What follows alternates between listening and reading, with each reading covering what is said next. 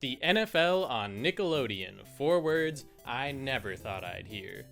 This was a collab no one was expecting, and yet on January 10th, 2021, the NFL aired their first live football game on Nickelodeon in a broadcast that was aimed at the kids and watched by the me. With Nate Burleson, Noah Eagle, and Gabrielle Nevaeh Green as the announcers, we were introduced to a game filled with cartoon references, slime cannons in the end zone, and aiming your kicks for SpongeBob. And as weird as that setup sounds, I think Nickelodeon created something magical here. Don't get me wrong, I'm not saying this is the best way for every type of person to enjoy a game, but I think it's a great way to teach kids about the game of football, and it can even be that perfect, stupid thing for a group of adults to get over-invested in. Aim for SpongeBob, dumbass! The first game to get the Nickelodeon treatment was a wild card playoff game between the New Orleans Saints and the Chicago Bears. And while I do feel they were still kind of working out exactly how they wanted this thing to go, one thing I remember being impressed by from the beginning was how good the announcers are at doing this kind of thing. They're taking a game that can take a while to learn and making it approachable to kids in sometimes pretty clever ways. I mean, it is kind of goofy hearing them compare NFL players to SpongeBob and Patrick, or that kid at recess who's really good at dodgeball. It's kind of like you're playing tag with somebody. But it's funny to us, it makes sense to kids, and I think it takes some serious talent to constantly work in SpongeBob references to your football game while still making some sense. This guy's like Squidward on the field.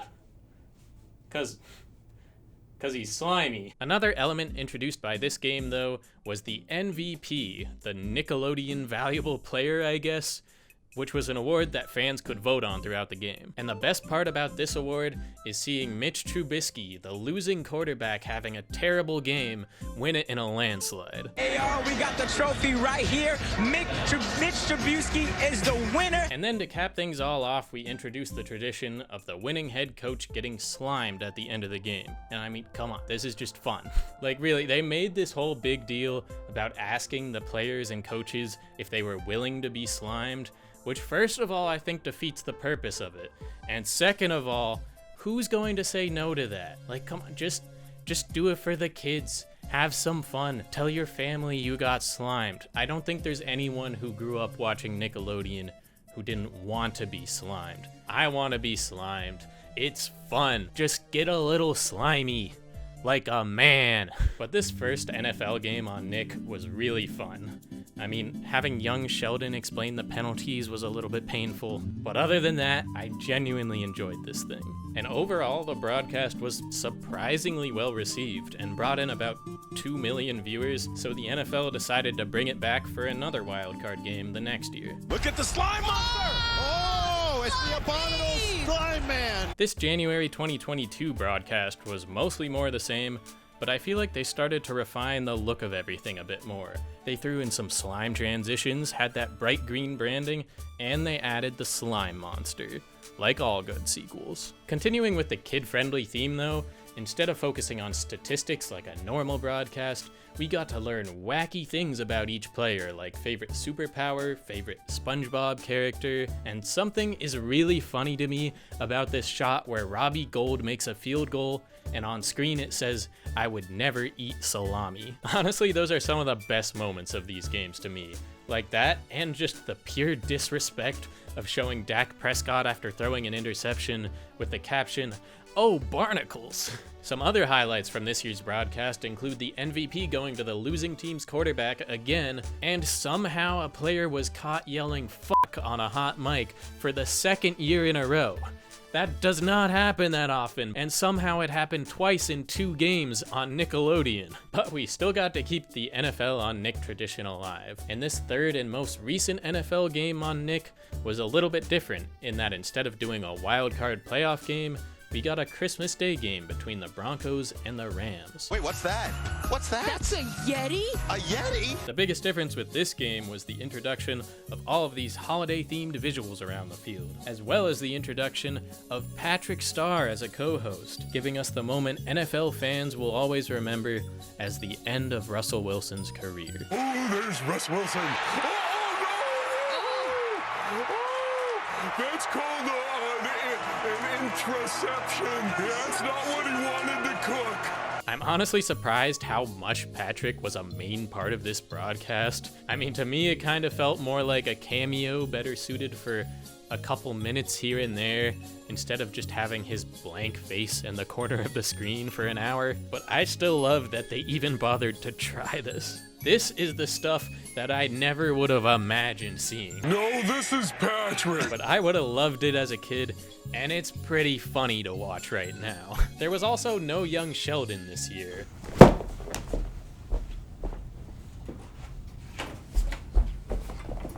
Instead, we got Gronk dressed as an elf, which works, I guess. But overall, it feels like Nickelodeon really hit their stride here. This was a complete, kid-friendly, ridiculous broadcast that I think kids would really enjoy watching on Christmas Day. Let's hear from Barack Obama on his impression so far of this first half. Hello, that's Barack Obama. In my experience, everything about these broadcasts has just felt fun. It's obviously made for kids and not the way I would want to watch every single football game for the rest of my life. But as a once-a-year novelty type of thing, it is stupid, dumb fun, and a really smart way to get kids interested in sports, honestly. I remember when I was growing up, one of the first things that sparked my interest in sports was seeing the SportsCenter top 5 plays on Disney Channel during ad breaks. And somehow, I got invested enough in that to start seeking out and watching real SportsCenter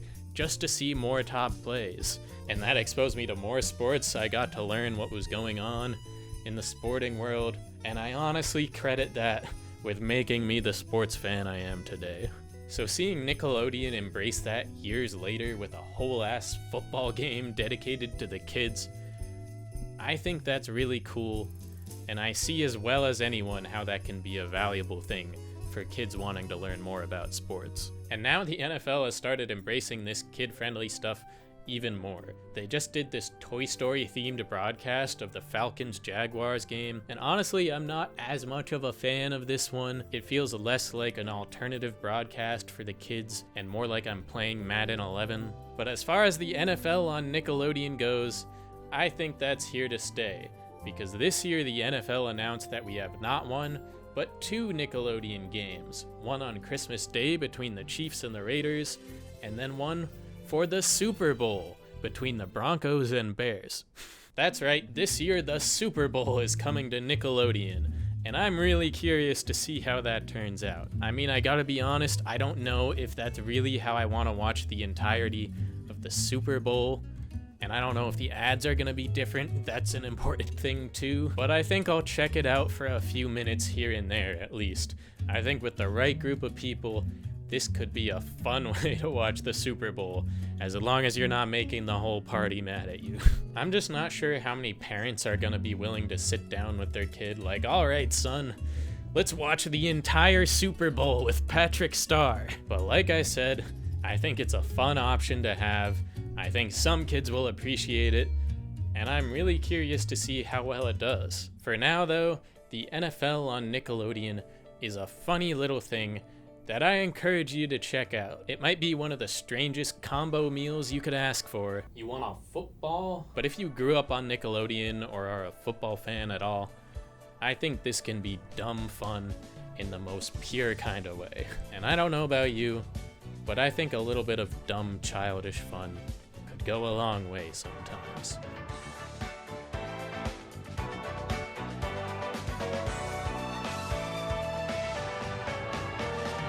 Call this guy Mr. Krabs, 'cause he's wearing red. Somebody get Cosmo and Wanda on the phone.